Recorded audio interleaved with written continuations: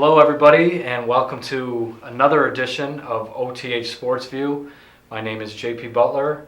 I'm joined to my left, Shawn Campbell, and to my right, Sam Wilson. Last night was probably one of the most historic nights in the NBA's regular season, with Kobe Bryant going for 60 points in his final game of his career, and the Golden State Warriors establishing a new NBA record with his 73-9 mark in the regular season. But today we want to talk about some stuff that's a little more important than even that, and that's a little bit of St. Bonaventure basketball news, and then into our baseball and softball high school seasons, which are now fully underway finally after a couple of weeks of postponed games. First was St. Bonaventure. Their latest recruit, Tariq Coburn from Cardozo High School in Queens, New York, is officially signed and on board. He gave a commitment about 2 weeks ago. He's a shooting guard from New York City, good shooter, athletic kid who seemingly really improved over the last year or so, is now on board officially. That was released by St. Bonaventure today. So he's another guard in what is shaping up to be a pretty good backcourt again next season for the Bonnies. Another postseason recognition for Jalen Adams, who was already named All-Conference First Team as a sophomore. He was named All-District by the National Association of Basketball Coaches. The other day was named one of the top 10 most surprising players in the country by Sports Illustrated, and so certainly people have taken more notice of what he has brought to that program, and now won't be a surprise any longer from here on out after what he did this season. Getting into our high school stuff, as we said, we are fully into things. We had 30 plus event night on Wednesday. It's going to basically be like this the rest of the week, if not the rest of the spring here, as teams try to get everything in. We had these two guys both covered games personally on Wednesday. 2 games involving teams that we think might be sort of among the better teams in the Big 30 in terms of the softball side this year, with the Franklinville girls team and Olean High. Shawn, you did the Franklinville game. This is a team that went up against a Pine Valley group that is probably going to be a team they have to get through towards the end of the season if they're going to win a sectional title. I know that's been elusive for that group over the last couple of years. What did you see yesterday with that team, and what ended up being a 4-1 loss to Franklinville? Both teams, I think, really start the year with some high expectations, and I think deep down they kind of know they're going to go through each other to get that sectional title in Class D. Franklinville's in D this year after being in C the last couple of years. Both teams have their best players back this year, both of their pitchers, and we were kind of talking about earlier that pitching is really the name of the game in girls softball. Right. Jessica Wilcox for Pine Valley, who threw a 4-hitter with 11 strikeouts, and Allie Haskell, who seems like she's been around for 5 years now. Still only a sophomore. Yeah. But she had 14 strikeouts and a loss, which she really kind of did her part, but a couple of mistakes kind of came back to bite Franklinville, and they just really couldn't get some big hits when they needed them. And I think that's the thing in the early going here, probably for a lot of teams, that they're just still sort of finding themselves in the field. A lot of these teams haven't been able to be outside for very long here, and so I think there may be some growing pains even for an established team like Franklinville, and probably just in terms of getting their lineup going as well. I mean, that was their second game of the year, but they hadn't played in 12 days. It was also, I guess, the second time Pine Valley had been outside on a field at all, practice or in a game. Really? That's what their coaches told me, which I thought was pretty amazing that they were able to put together that kind of game. Right. Shawn or Sam, you did the Olean High softball team, and it seems like they really kind of picked up where they left off from last year. They won a sectional title last year. One of the big things, though, is that we knew they had a bulk anyway of the lineup back, but they were going to rely on a new pitcher or two this season. So that was the first time of seeing Noelle Anzavine in action. pretty convincing win over Salamanca for them. Right. And if Coach Danny Brooks had some questions about his pitching, I think he might have gotten a few answers with how she pitched last night. She had 9 strikeouts. Her first 7 outs were by a strikeout. But I think even more importantly, no walks. She just showed really, really great control and just did an efficient job going through that Salamanca team, who would get a few singles, get on base, but not really do much other than that. Defensively, Olean looked pretty sharp. Chantel Singleton in center field was pretty nice. Made a few good plays. A really nice throw to catch a runner at home. And Brene Torrey hit a 3-run home run, which she's a returning all-star. Yeah, this year, she one is. of 3, I think, Yeah, for them. and I think I don't think they had a home run over the fence all last year at home, so that was pretty nice. That's going to be one of the other things I wanted to ask about. I did a couple of Olean playoff games last year, and I think really throughout the season they were so reliant upon Monica Moses. They didn't score a ton, but they didn't really have to because of what Monica brought to that team. Right. In a lot of the games I did, they may have scored 4 or 5 plus runs, but some of them came on a lot of walks and some errors and things like that. And you get a few people on 1 or 2 key hits, you'll score some runs. But they scored 13. Yep.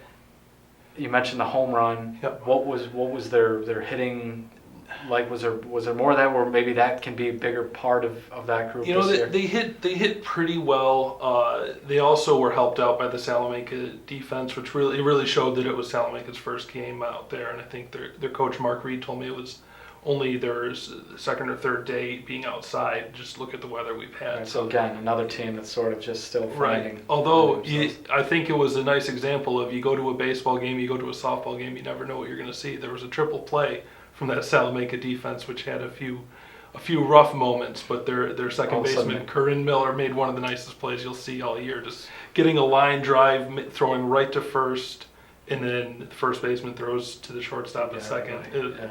It's just a unique thing that you never know you're going to see. You might go years without seeing it. Right.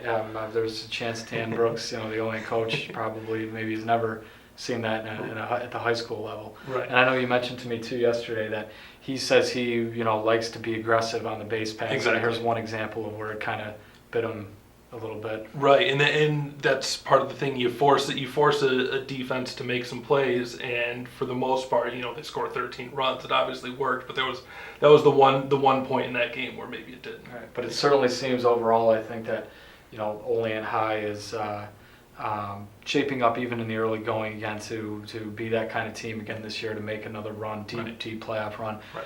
Franklinville, I think maybe just sort of a measuring stick of where they are now versus where they have to be, in a month from now. The other thing, now that we finally have some games under our belt here, we can start talking our rankings, which we'll be doing, weekly. We'll have a large and small school. We were just kind of looking at it preliminarily before we walked in here.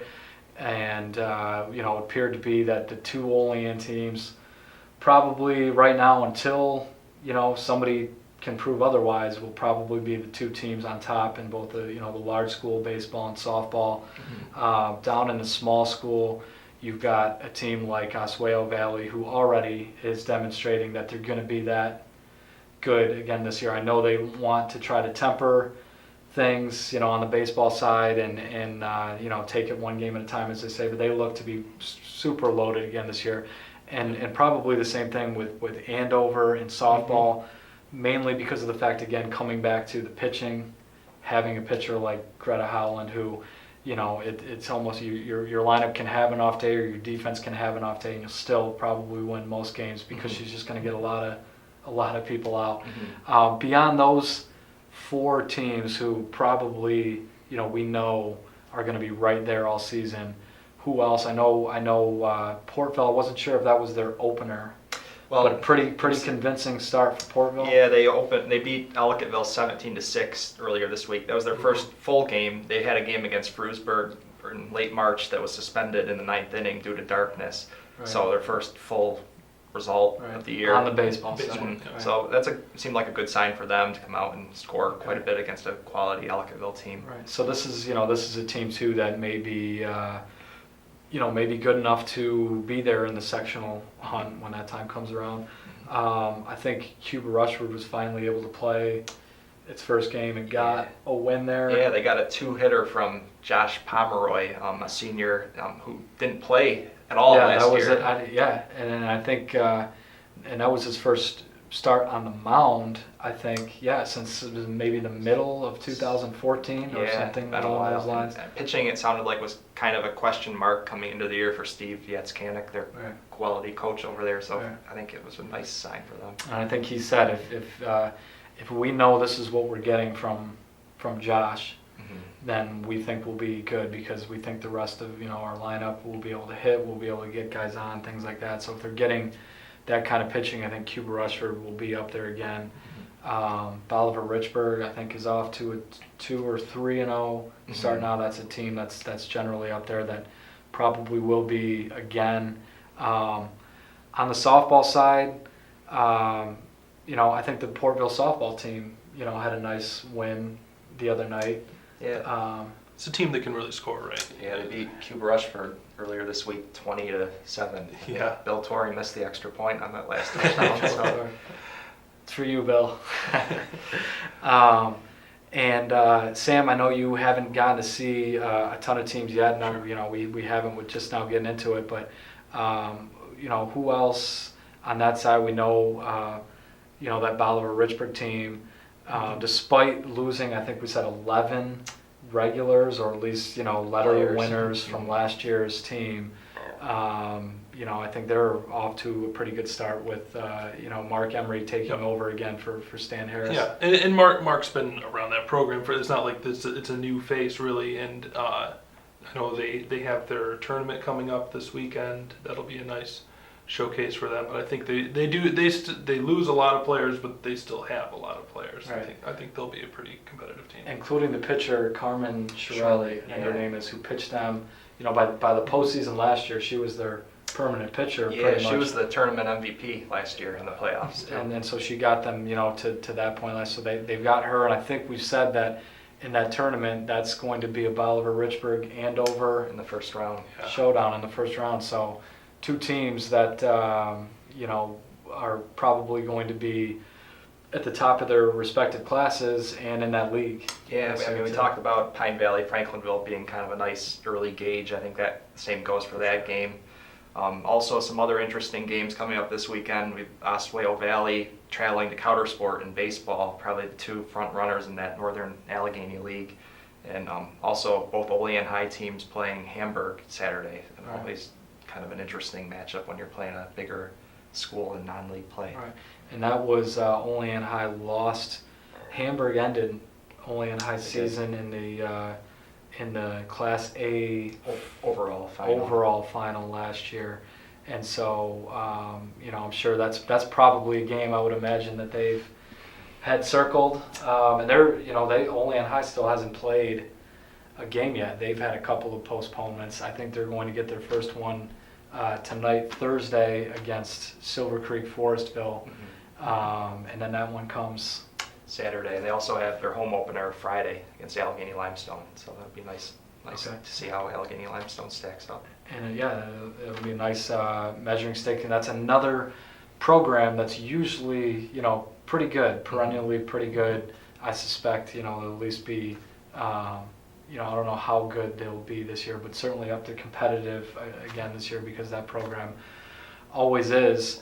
And so now I think it's just getting the games in. Yeah. It makes it for some busy, a little more chaotic nights for us trying to stay on top of everything, but it's okay. And a month from now, pretty much, everything's got to basically happen over the next month here. We'll know who is going to be in a position for a sectional title, or maybe even further than that. So thank you for tuning in. Again, I'm JP Butler, joined by Shawn Campbell and Sam Wilson. We'll be back next week with another edition.